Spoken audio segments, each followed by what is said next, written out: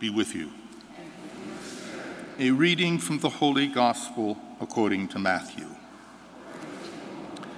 At that time, Jesus exclaimed, "I give praise to you, Father, Lord of heaven and earth. For although you have hidden these things from the wise and the learned, you have revealed them to little ones. Yes, Father, such has been your gracious will. All things have been handed over to me by my Father. No one knows the Son except the Father, and no one knows the Father except the Son, and anyone to whom the Son wishes to reveal him. Come to me, all you who are labor and are burdened, and I will refresh you. Take my yoke upon you and learn from me, for I am meek and humble of heart. You will find rest from yourselves, for my yoke is easy and my burden light." The Gospel of the Lord. Praise to you, Lord Jesus Christ.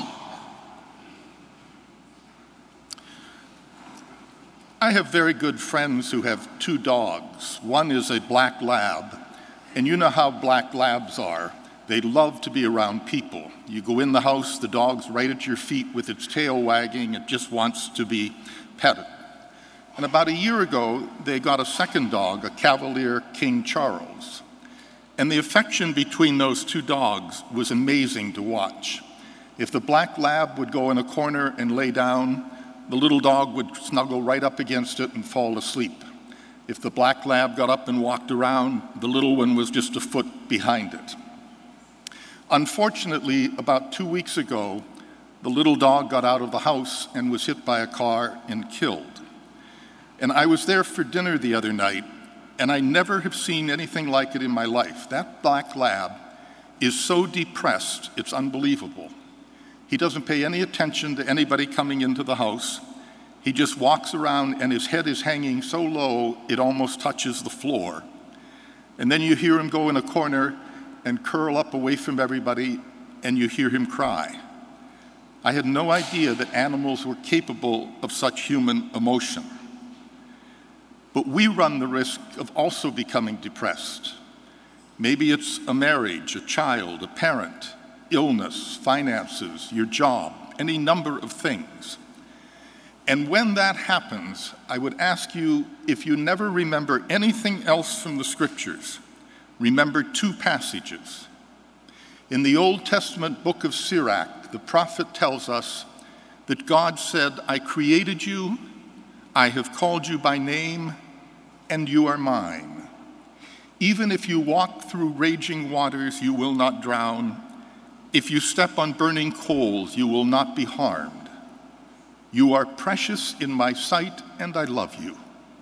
Be not afraid." And then we have these beautiful words of Jesus, which only Matthew preserves for us. "Come to me, you who are weary and find life burdensome, and I will refresh you. Take my yoke upon your shoulder, for my yoke is easy and my burden light." God is always closest to the brokenhearted, always. That in years past the church refused burial to anyone who committed suicide was an abomination, because anyone who is that desperate is in such pain that God reaches out and wraps them in his arms and takes them to himself. He is always closest to the brokenhearted. Our food pantry had a picnic for the clients the other day, and I walked over, and there was a little black boy, 5 or 6 years old, and he had a plate with a hot dog on it, and he was eating a hot dog. And I said to him, "Is it good?" And his eyeballs lit up like this, and he was shaking his head.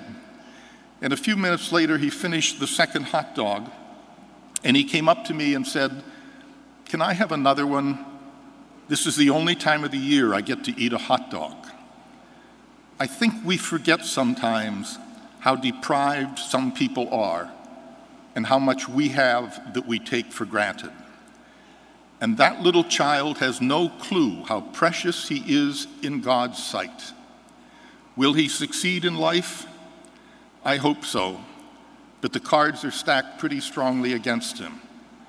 And even if he messes his life up, he will still be precious in God's eyes because it's not his fault. God is always closest to the brokenhearted. Come to me, you who are weary and find life burdensome, and I will refresh you. Take my yoke upon your shoulder, for my yoke is easy and my burden light. Amen.